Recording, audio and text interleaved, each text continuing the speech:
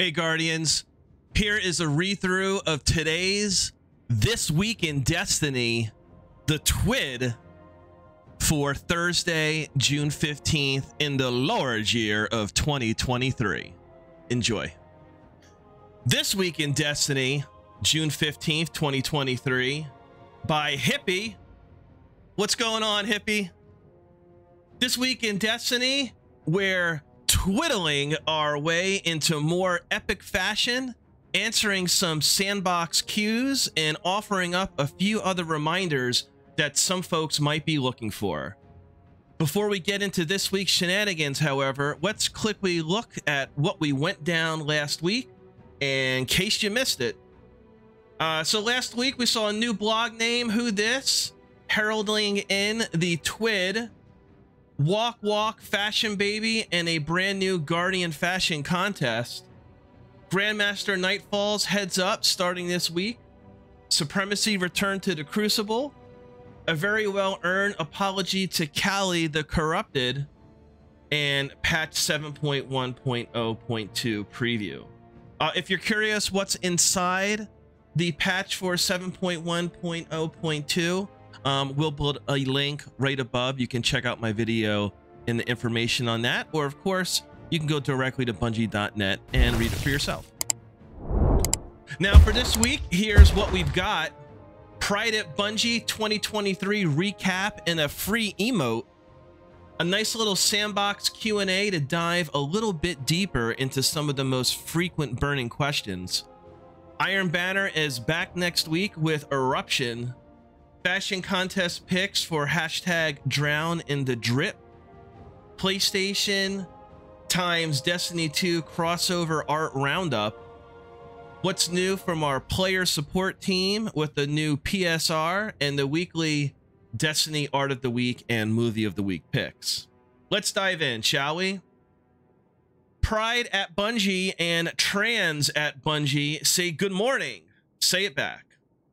As you may already know, June is celebrated as Pride Month, and our Pride at Bungie and Trans at Bungie teams couldn't wait to share what Pride means with the entire studio and our players. But what is Pride Month and why does it matter? If you haven't checked out the full blog yet, you can do so here, but a small little recap includes why this period is still important today. According to the blog post, it's a celebration. It's a family. It's remembrance of a history full of people that were willing to put everything on the line for the freedom to be who they truly are. History like 1969's Stonewall riots that sparked the flame that rages even now for the modern gay rights movement in the United States. History like same-sex marriage legalization efforts in countries like Spain, South Africa, Sweden, France, Austria, and so many more over the past 20 years. Knowing the history is important, and knowing that there is still work to do, even more so. But we did say that we're celebrating, and that means we want your Guardians to celebrate with us. So don't forget to snag the new Rainbow Connection emote seen below. And if you haven't grabbed last year's spiffy transmat effect, you can do that too with both the emote and transmat codes below. All right, so we can take a quick look here.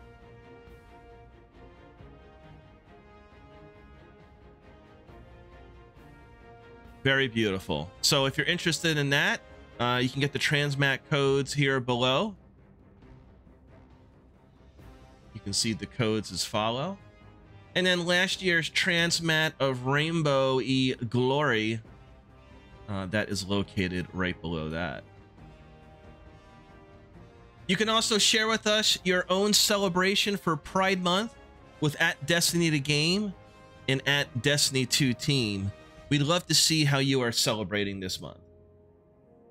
Breaking down some frequently asked questions, Sandbox edition.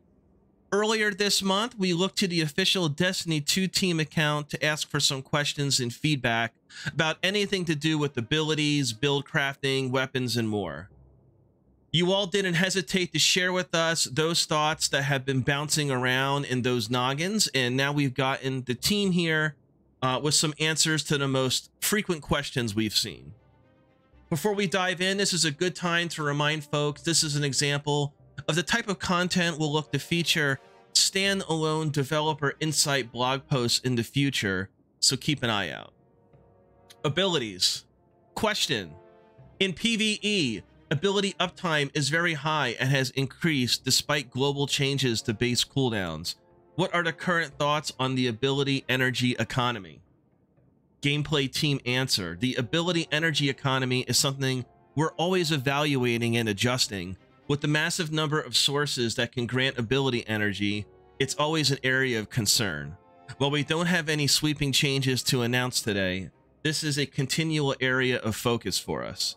Destiny's identity is fundamentally rooted in space magic power fantasies, but we don't want ability uptime to balloon to a point where the power spike from active abilities ceases to become a spike and becomes the norm. Question. With aspects, armor mods, and artifact perks that rely on players being able to throw or destroy their created tangles, the cooldown can feel frustrating. What is the intent behind the tangle creation cooldown time, and are there any plans to revisit it?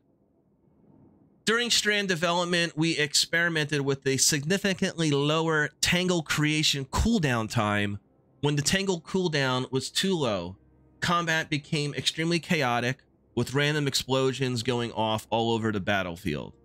We don't have any plans to go back to that level of uptime, but we agree that competition around tangles can be frustrating.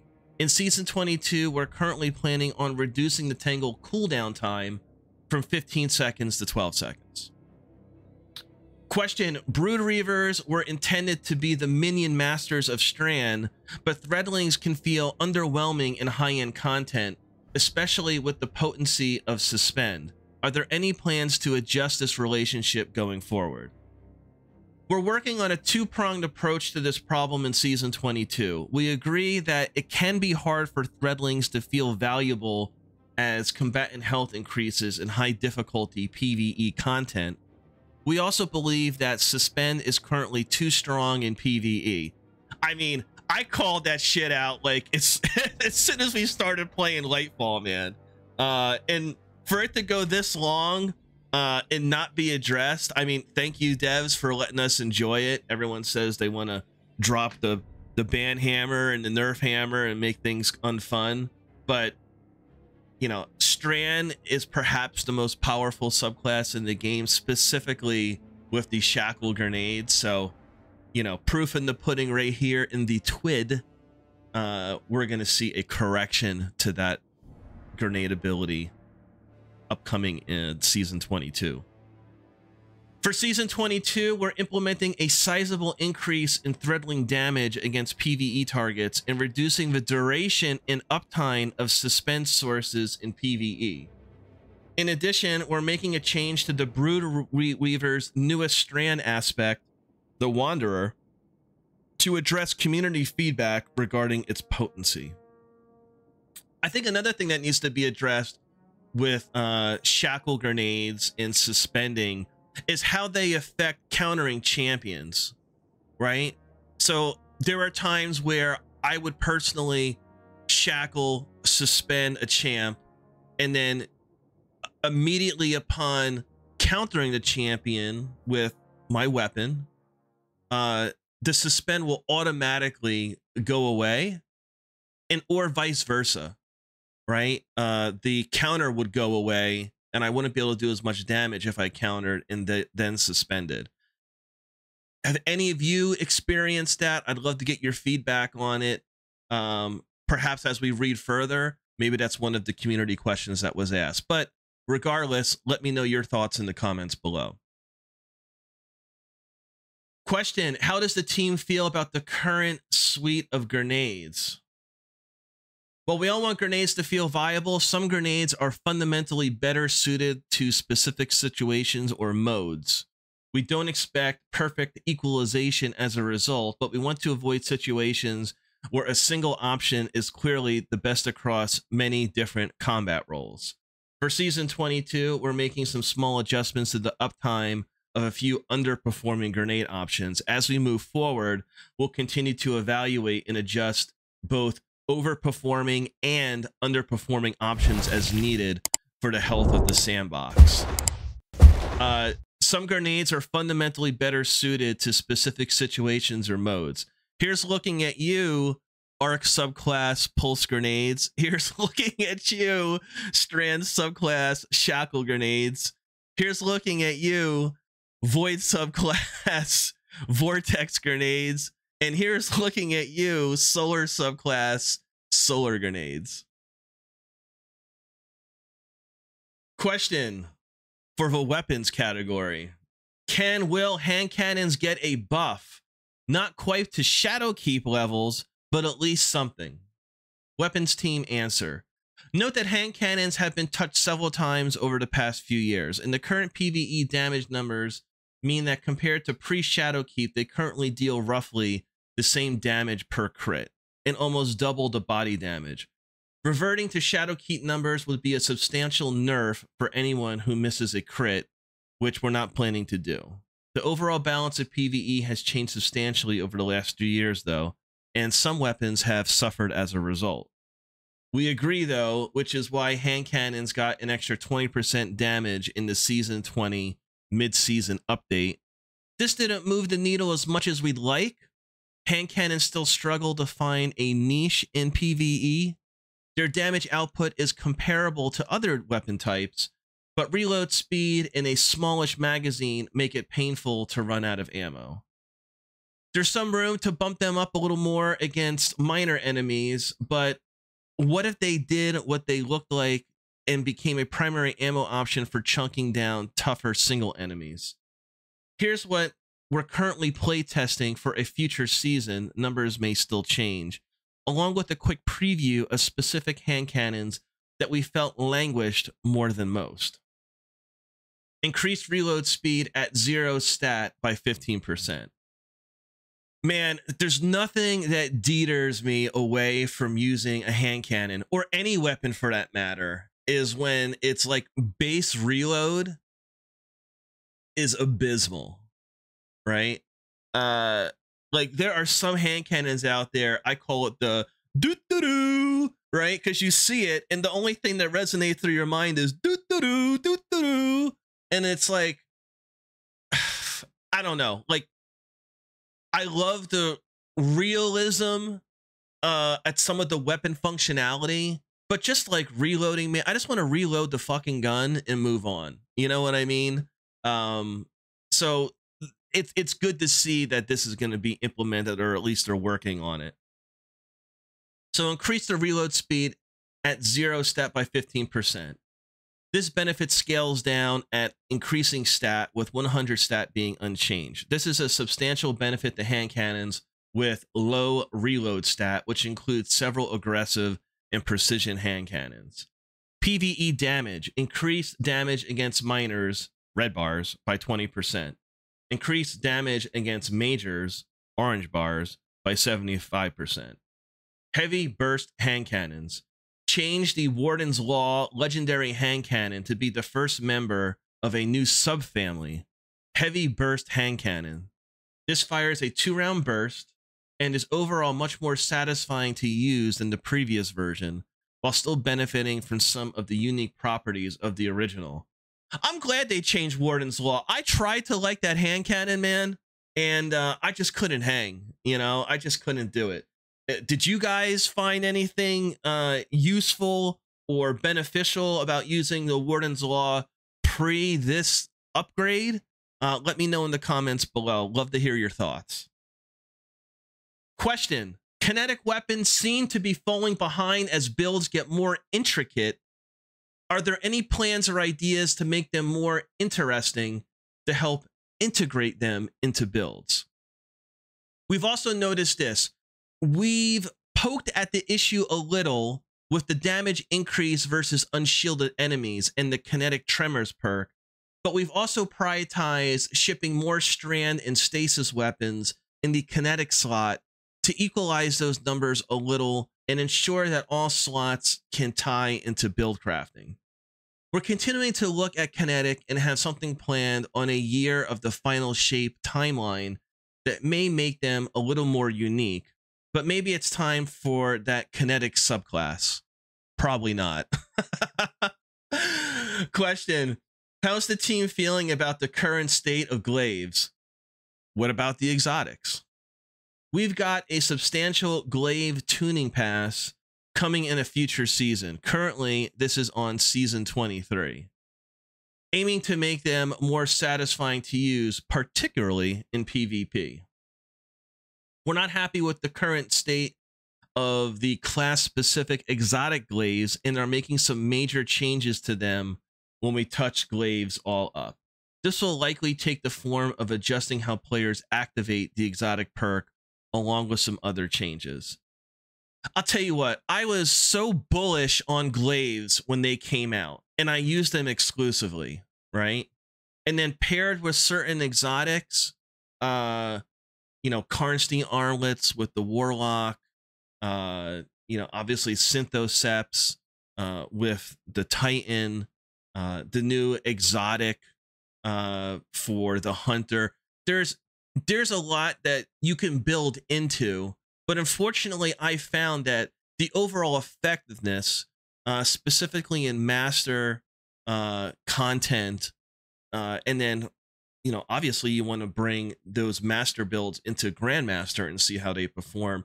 There's just a gap right there. There's like an efficiency gap. Like there's no way to overcome it unless you be so precise, and like there's no room for error. And even with that being said, the effectiveness and strength in that higher endgame content it falls short, and it doesn't feel as satisfying. So I don't know personally what the answer is. That's something in a future video I'd like to explore. But again, I'd love to get your feedback on how do you feel about glaives, and what would you do if you were a dev, right? Or just what are you expecting the devs to do as a player to make that glaive play style, whether it be paired with an exotic or just using it standalone, especially in endgame content? What are your thoughts on ways that glaives can improve? So again, please let me know in the comments below. Love to engage in that conversation with you. Question: how do you determine what gets nerfed and what gets buffed? Do those parameters change season over season? Just a comment on the persistent Bungie balances based on usage narrative. This is not the case. See below! ! But note that if something is widely overused, in many cases that's because it's both strong and easy to use. Players typically won't flock to a specific weapon in droves if it's perfectly balanced. When we're deciding what to do for a balance pass, we look at 5 main sources of information to identify what we ought to look at. Internal feedback from playtesting. Designers have 10+ hours of playtests a week. Or our own experiences playing the live game. Designers typically play the game heavily, and we carve out a little time each week to fire a team up for raids and trials. Live feedback sourced from players' weapon usage. Typically, we look at usage by owners, so as not to miss what's going on with low ownership weapons. Weapon effectiveness, e.g. kills per time equipped, win rate with the weapon equipped, and so forth. Design analysis of the implementation of a weapon, looking through weapon perks and other data to see if something is obviously wrong. Having pulled together a list of weapons, we'll go through them and identify what's contributing to the issues. In some cases, it's innate to the weapon itself and we'll just adjust it. But in other cases, it's a specific perk or perk combo, the overall weapon type rather than a single weapon or lack of competition, and we can address the issue without touching the weapon in question. Yet, some of the logic for which weapons get attention changes depending on the focus of the season. If we have high representation of a weapon type in the seasonal artifact, we're shipping several new or reprised weapons of a specific type, or encounters that play well with a specific weapon types. We'll dig into the matchmaking weapons, we'll dig into the matching weapons to make sure they perform well with the seasonal focus from other teams. For example, in the past, we've had seasons that revolved around high density close range encounters with matchmaking artifact unlocks and revisited the tuning of submachine guns and grenade launchers. Question: any further exotic tuning planned for the future, and what's the thought process behind those planned changes? Just to give some context on timelines, we just shipped Season 21. Season 22 is complete. Season 23 is in full production, and the final shape is entering early production. We have a small set of changes to exotic weapons coming in Season 22 that we've been playtesting for the last few months, including the long-awaited PvP nerf to Le Monarque, a buff to Touch of Malice, a couple of minor changes to other exotics, and some tweaks to legendary perks such as Bipod, Shoot the Loot, and Under Over. Also, bear in mind that the zoom to damage fall off normalization and sword guard rework are coming in Season 22 and affect exotic weapons as well. We pulled several well-tested changes from Season 22 into the Season 21 mid-season balance update, which we'll talk about shortly before it ships. As usual, we're making an exotic catalyst for an older exotic weapon in Season 22, and this is one that's been heavily requested and is likely the most complex catalyst we've ever made. The process for exotic tuning is looking at pain points around over or underperforming weapons. The process for exotic tuning is looking at pain points around over or underperforming weapons, and honestly, just looking for the 20 least used exotic weapons. We poke at that list every season. I mean, yeah, to me, that's common sense. What are the most least used exotics? Because they don't do anything, right? Or they're not exciting. They're not satisfying as compared to the top 20, for example. So obviously, you need to do something with them, you know? Moving forward, exotic armor and build crafting. Question: my favorite exotic armor could use a buff. Any plans to continue balancing legacy exotic armor? Armor team answer: there are many existing exotic armors that we want to see get more use in the sandbox, and a few that still feel a little too strong. It is our intention to continue to balance exotic armor incrementally over time. You can look forward to the next batch of changes in Season 22. Question: can you explain the recent Stompies changes? All right, moving on. No, I'll read it. Stompies provides great neutral game benefits that excel in PvP and have the potential to make it very difficult to target a hunter wearing them, thanks to the unique nature of the hunter jump, which allows for rapid direction changes in midair. Our goal was to make them a little less free so that the wearer can still gain their benefit, but with a small amount of downtime each time the player uses their dodge, which itself provides numerous benefits since many armor mods key off the use of your class ability. That being said, we will continue to monitor how Stompies is performing and will make further changes as necessary.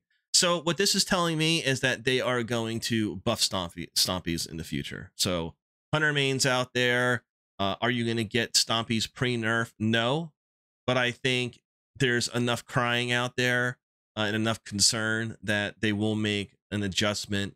And like, I think a lot of the adjustments from community outcries will be addressed in the cooldown, not necessarily the perk itself.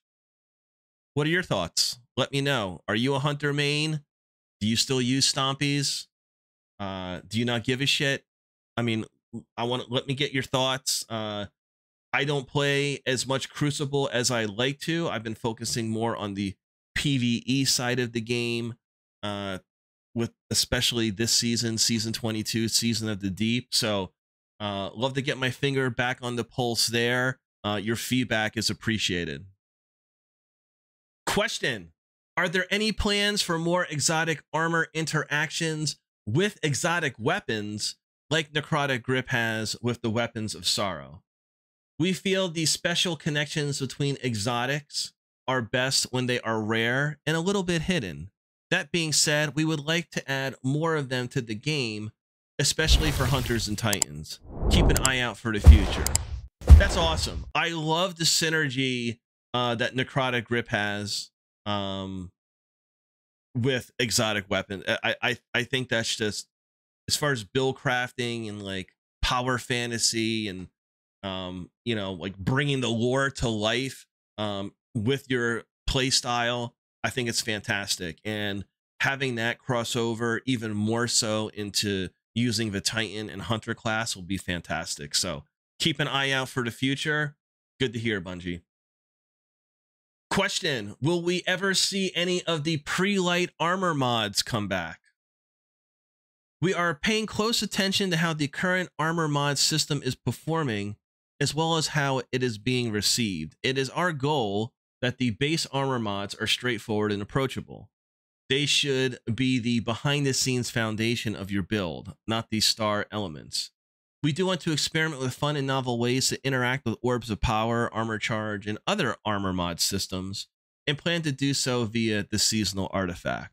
I love what they did with the Lightfall expansion and how they changed the armor mod system. I have no issues with it whatsoever. And I think that's a great statement. They should be the behind the scenes foundation of your build, not the star elements. So the way the play model is that, you know, each season is focusing on specific elements in ways to push certain play styles even further. So I think it's going to be status quo for the rest of the year, where, you know, you're really going to have to lean in, or as Osiris would say, lean into Strand, lean into the artifact mods to really push those builds to that next level. You know what I'm saying? If you feel me, let me know in the comments. What are your thoughts? Do you have any issues with the way the armor mods are set up? Love to get your feedback on it. Miscellaneous questions. Question: can we favorite shaders soon, please? Oh, I put some questions in, and I got even some more questions. Rewards, UI, UX popping in here to answer this one.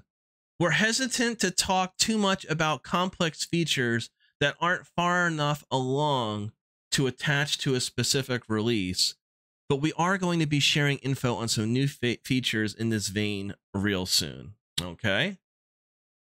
Question: are there any details or confirmations regarding HUD UI updates that were previously mentioned? We'll talk more about this when we have something to show closer to the final shape. Yeah, they just redid the HUD and the UI. We're not seeing anything until the next expansion, guys. I'm sorry. And if we do in season 22, 23, I'd be very surprised. Do it for Saladin and that sweet, sweet emblem. Iron Banner returns next week for the second time in Season of the Deep. Another chance to earn that sweet, sweet new Iron Banner emblem. That's a hot emblem. That still has me drooling with how intense those wolf eyes look. Seriously, it does look like it's looking into your soul. And you know what? Not mad at it. Give me that soul staring wolf and that sick new shader about to strut down that map runway like a fashion god. Now, if only I was actually good at playing PvP. Become hungry like the wolf. Have you claimed the new brazen wolf emblem from Lord Saladin? The emblem is totally cool, man. I think it's one of the hottest emblems that Bungie has released. Anyway, round 2 of Iron Banner will be Eruption, so you know the drill. Get out there and get your surge on. We'll also have an update in the future from the team going over the first few Iron Banners of the season, so be sure to keep those eyes peeled for that. Honestly, for me, Iron Banner is just getting through the playlist to earn the new rewards, specifically the emblem, the shader. The weapons aren't blowing my warlock skirt up, man. I'll tell you that. I don't know if is there a certain role I should be looking for. Is there a certain weapon that's suiting like your play style? Let me know your thoughts, guys. You're a winner, Guardian. Drip on, drip on, drip on, drip. Hashtag drown in the drip. Fashion came pouring in after last week's Twid went live asking for your favorite fashion forward Guardians. Given how stylish you all are on any given day, it was not at all surprising to see how many incredible looks y'all dropped, as if looking like a fashion god was like a normal Tuesday. To pick just a few was difficult, but we did our best. Here are some of the top looks that we couldn't get out of our minds. So it goes through some of these drips right here. Feel free to visit the Twid and drill down and take a look at them.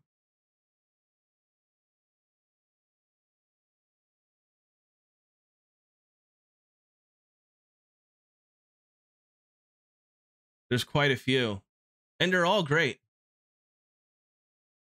I can show you the PlayStation crossover world. PlayStation Destiny 2 Perfection. Last month, we dropped some killer new looks for Guardians to don when celebrating the various stunning works that the PlayStation family has created, from Aloy to Kratos, to Clicker Ghost, and harnessing that inner Jin Sakai. The blending of universes with Destiny 2 was a treat to reveal, and a treat to see how you all incorporated these worlds into your Guardian story. To celebrate the merging of epic universes, we worked with some stunning artists in our community to bring these worlds to even more impressive life, with crossover art that would make even a clicker stop and say, "Slay boo slay," which we get totally. I mean, have you seen the art? So it's drilling down here on some of the PlayStation art. I mean, again, for a more detailed look, I definitely suggest you go to Bungie.net. These are visually stunning. Very cool. And then we got the player support report. 20,000 screams under the sea in it. The player support team is back with another report about known issues and aspects of the game that players should be aware of in the coming weeks. Here's their report. Trials of Osiris emblem. This thing is still going on. Beginning with the June 16th, Trials of Osiris, the dazzling iridescence Trials emblem will no longer drop from the flawless chest for players who did not successfully earn the Flight of the Pigeon medal for every match. Players who previously earned the emblem without earning the Flight of the Pigeon medal in all games will continue to have it unlocked in their collections. However, they will be unable to equip the emblem until the medal requirements have been met. So get out there, sweat lords, and do it all over again. Known issues. While we continue investigating various known issues, here is a list of the latest issues that were reported to us in our hashtag help forum. The Strand Slayer Crucible bounty is not progressing from Strand primary weapon kills. Players can die from finishers if the enemy dies before the finisher animation completes. Yes, I know. In making my Lost Sector build videos, a couple times I went to use the finisher and it's like I'm dying after using the finisher. Funny, but not cool.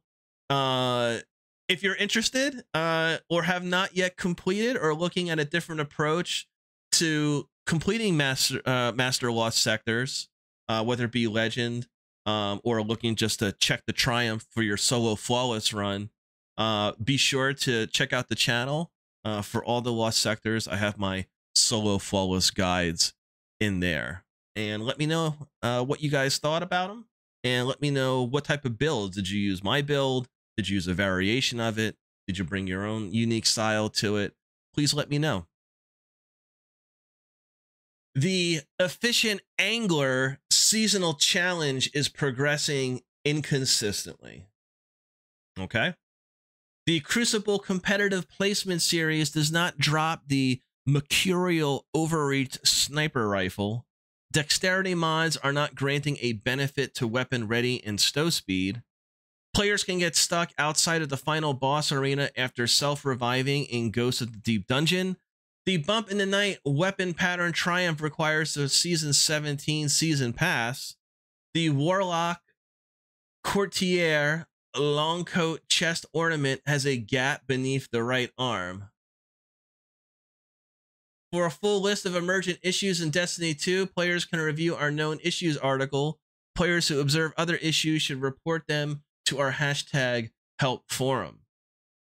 And then we got the movie of the week. Stop pew-pewing at me. I'm friendly. So we got the movie of the week. And then also, he was friendly at Zindal _ Bank Those Fishes Guardian, Artist of the Week. Hippie, I've said it before, and I'll say it a billion more times. Cosplayers are magical. For a new burst of serotonin a la Epic Cosplay Creations, we've got the TK Bear Crew here with an impressive look at Phoenix Protocol, IRL. Want to talk about fashion? Sheesh. Art of the Week, Phoenix Protocol cosplay at TK Bear Crew. Be sure to check that out. And then Sam brings in here, fishing has been such a fun part of this season, and we love seeing all of your catches and memories made as you continue to fill up your aquariums. The hashtag Destiny2 Art of the Week is showing us fishing from the Vanguard's point of view, and it's something else to think about. Zavala and Keitel taking a break and catching a few fishies together. This is from One-Hander BNDT. And that's a wrap on another Twid. We've had some epic fashion, burning questions answered, and we prepped for eruption whilst enjoying some very fine crossover art. Before heading out into the fray once more to help Sloan and crush some opponents in the PvP arena, here's your usual hippie reminder to remember that self-care, drink that water, and as always, lead with your kindest foot forward. Until next time, friends, I should go. Hippie. Hippie, thanks again. Always appreciate your Twids. Really appreciate all the support that's been for Sloop Gaming since I started this journey just a few months ago. Thank you very much for checking out this reading of the Twid. Again, please let me know your thoughts in the comments section below. I'm here to 110% engage, not just in my community, but the Destiny community. Also look forward to seeing everybody live during my Twitch streams, twitch.tv/sloop_gaming. And again, thank you so much for coming out today. Be safe, stay vigilant, and as always, may the light protect us all. Peace out.